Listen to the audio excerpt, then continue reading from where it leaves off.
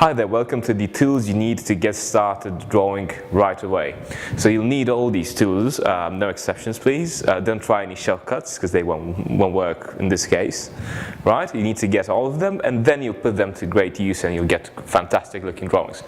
Right, so we'll go through them one by one. First thing, triangles.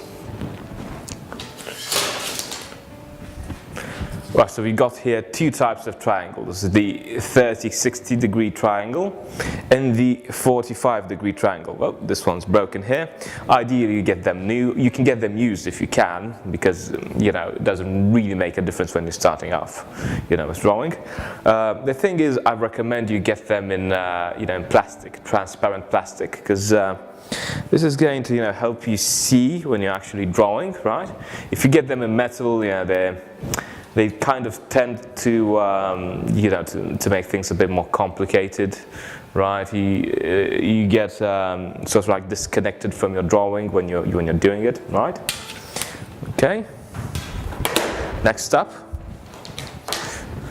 T-bars, right? So we've got these two T-bars there. This is transparent plastic as well, and it's 80 centimeters long, right? And it's made out of two pieces which are basically glued together. You don't want the ones which have like a moving part here. That's going to create trouble, because when we're drawing arcs and the metrics, like 9 times out of 10 will make a sudden rushed move, and this thing over here will change its angle, and your lines won't be parallel and your whole drawing will be ruined, right? You don't want that. Simple plastic, again, you can get them used if price is a big thing for you, right? And the second one, it's like this. You can see this T-bar's got like it's got like tape, right? It's taped on the inside. You can see that it's kind of a bit dirty, right? Because students used it to draw technical drawing. This is a good trick actually to constantly add tape to your drawing tools, so you don't so you reduce smudging basically, right? This is made out of two parts. This should glide in and out. Let's see. Right. So we got two parts here. It's easier to transport if you've got a tube. Fortunately, all my students are not here, so I don't have any tubes available. I'll link an image with a tube. This is how a tube should look like, right? That's the third thing. You should get a tube to carry your drawings. Basically, you carry them around, of course, and basically, just get a thicker one, because the thin ones are very they're small, and you need to roll up the paper loads of times, and that's going to make it harder for the paper to stick on a drawing board, right, when you start drawing. Let's put this aside. Okay, next up, drawing board. See, this is a very, very standard drawing board. It's just basically a wooden panel drawing board. I just went to a workshop and I just got a large piece of this. This is probably 75. So if we're working on B2s here, right? So B2 is 70 per 50 centimeters, right? So obviously you want to make the drawing board a bit larger, so it's 75 by 55 probably, right? Again, very, very cheap and easy to make. You don't need to buy an expensive one. That's actually going to work against your abilities, because basically this is a skill set that you build up, right? You don't need to get a designer drawing board. That's going to make the building up of the skill a bit more complex, right? You don't need that, right? And if you can see, it's like this is the cleaner part and this is the, let's say, dirty part because of all that drawing. Like this drawing will probably is seen like close to 400 drawings, right? A lot. And the Scotch tape doesn't really stick to the board itself, right? For this one at least, because it's like full with the tears, the blood, sweat and tears of all my students, right? That made a lot of beautiful drawings on this, right? So simple drawing board that you get from a hardware shop. You can make it yourself if you want. You can take it to a circular bandsaw and just cut a larger board It doesn't even need to have like both sides functional, right? You can just have this good side, and this could be like a ruined side or whatever, right? Okay. Next up, paper. So this is the standard B2 paper, right? I recommend you don't get really the cheapest, because that's like, we have a joke over here in Bucharest. It's like shawarma wrap paper, right? So if you've seen those traditional wraps, right? It's like the type of wrap they would use to wrap that when you're buying a traditional shawarma, right? You don't need that. That's too cheap. You need to go 2 or 3 steps above that, and you get just decent paper, right? B2, ideally A2, B2. Ideally, you get a stack of these. You get like 100.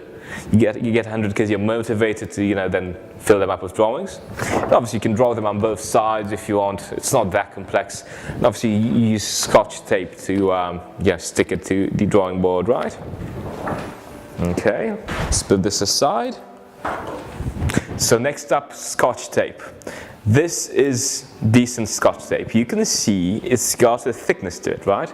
So it's not very narrow, but it's not like the builder Scotch tape, the ones that like builders use and making whatever. Like you see them like putting it on glass in diagonals, right? So people can see that there's glass there. This is wide enough, right? And you'll use this to glue your drawings, on your drawing board, your piece of paper on the drawing board. You can use it actually to, 1 second, use it on the back side of your triangles. Let me just give this a test right here. Right, something like this. Right, make sure it's smooth. Right, you do this, and obviously cover the whole surface because it helps you basically reduce smudging, right?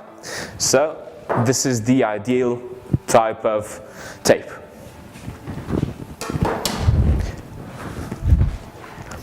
Next up, we've got erasers. I'm not really crazy about erasers, but you will use them for graphics effects. I recommend you get simple white erasers, right? Because these are, well, they're good for pencil and for colored crayons as well. And ideally they have edges, because if you've had a straight angle, see if I have one here. 1 second. Nope.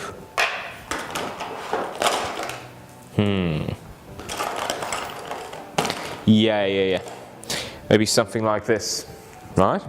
You can see, sorry, just moving the coffee away. You can see, although this is very, very dirty, right? You can actually draw lines with this on paper, right? So you hatch something and then you draw those reflections of glass, right? You know what, let me just go and clean this up. So you can see, if you can basically take a white eraser, you clean it up with soap, and then you can use it again, right? It's fairly simple. Right, so after a bit of washing up, this is how it looks, right? Almost new, right? And that's going to happen to you as well. You need to basically wash up your erasers, right? From time to time. A bit of washing up and they're like new. Next up, this is like, they call it over here plastic gum, right? Because it's very flexible, right? Okay, this is good because you can add, like strokes of, again, of slightly finer gradients, when you can actually hatch with graphite and then go with this on top, and then you get a nice smoother gradient. You can clean up your drawing as well. You can tell this isn't new, right? Well, I can't obviously go and clean this up, because to clean this up, you go and put it in the freezer overnight, right? And the graphite particles will evenly match, evenly distribute within the whole mass of the eraser, right? And then it's going to have a bit more of a lifespan, because obviously now it's like 50% used up, right? Good. Next, 2B pencils, like simple 2B pencil tip, eraser, along with a sharpener. Simple sharpener, right? Nothing very special. You don't need, again, very expensive tools. That's why drawing is good, because it just, the only thing you're missing is the skill set, which you'll learn from these lessons.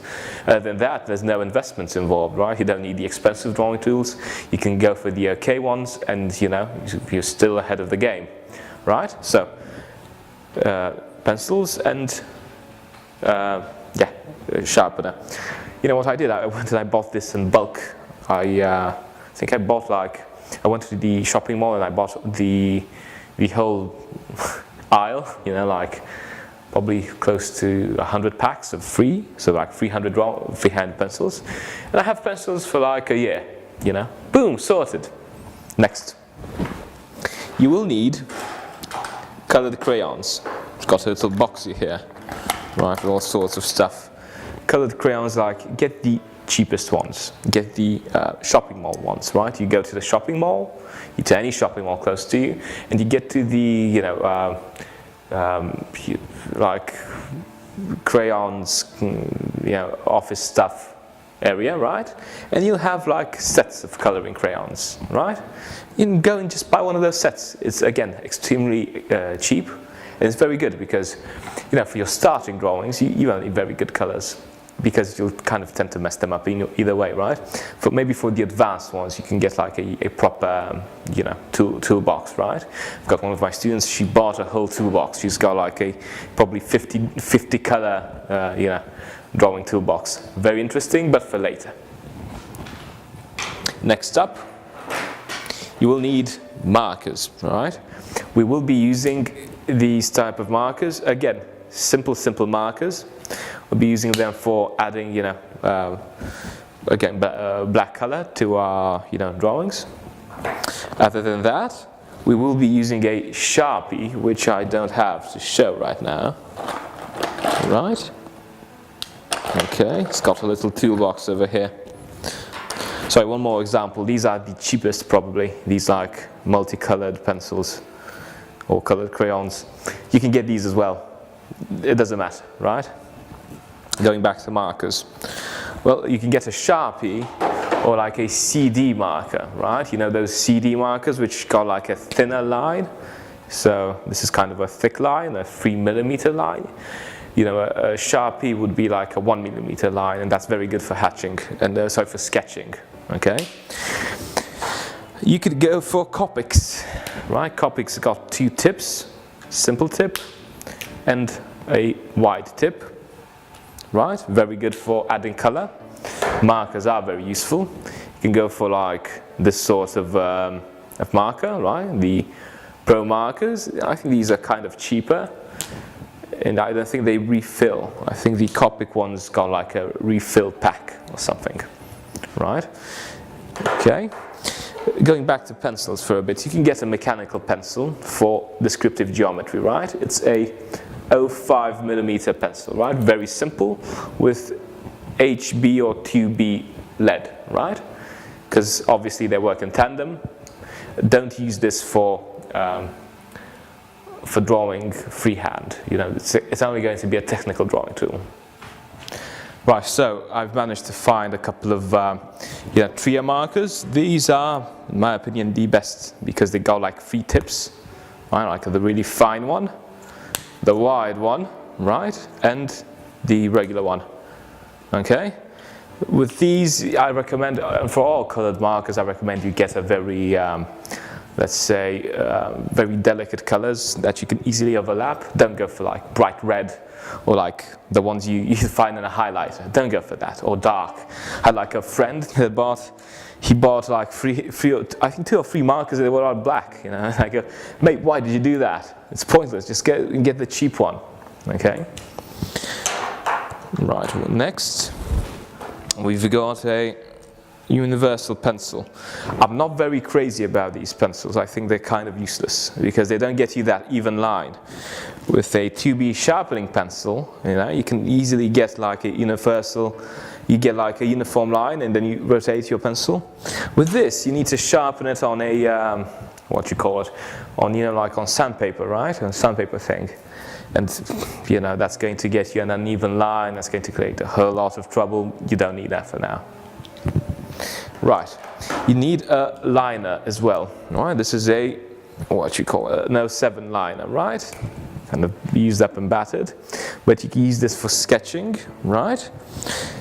And you can get a simple one, I don't know why this is pink, right? Simple liner, again for sketching. Very simple, very easy. You can get a right correction pen, okay? You can get this because it's going to be useful for adding those dots of color, or like getting that white edge when you're hatching something, right? Or you want to throw in that reflection, or you want to create you know, the illusion of sun rays, right, falling on something. Next up, we've got a compass. It's a very small one, but this is the ideal type of compass. You could use a, you know, basically a advanced one. You don't want one of these, right? These are for children. They're like very sadistic, these types of compasses, because they tend to like not work, and you spin it around, and your circle looks like an ellipse, and then yeah, it's like danger. Next up, I recommend you get a cutting blade, right? Just to, yeah, cut extra parts of pages or stuff, right? No violence, please. And you also get watercolors. Again, simple. Look at them, so they're a bit like oily, right? Obviously, you need a couple of brushes with this. Yeah. Oily watercolors, don't go for the diluted ones, because they don't get you like good intensity. You need a bit of intensity to get that good contrast. And just for the end of our video, you just can just get a whole lot of you know, like simple standard pens you'd be using in your like office space, because these things are kind of useful. You don't know when you'll be sketching in you know, in pen. You can obviously go and get a pen, you know, use it up in 2 or 3 drawings, and then chuck it in the bin. You know, it's fine. I don't mean not to recycle. I mean like, you know, simple stuff that you know, isn't very expensive, and just helps you build up the skill set when you're starting with drawing. And just the last thing, just saw it here in front of you on the table. You can get one of these brushes. This is a standard brush that I use when basically when we're erasing something, right, on our paper. I'll give you an example.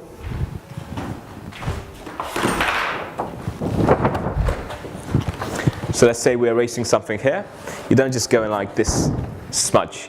You use this so you get all the bits off of your paper.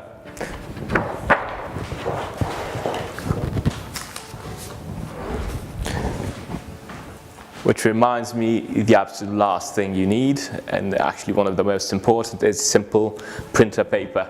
Xerox photocopier paper, right? Just go get this in a stack of a bundle. I know it's like 500, and you just go through these like one after the other, because you start sketching. You can flip them on both sides. You'll have a little stack of sketches, and that's going to be all great. Right, so now that you know all of this stuff, the only thing you've got left to do is to go. You've got the shopping list, go get them, and then we'll start drawing and designing. Okay, you take care, draw nicely.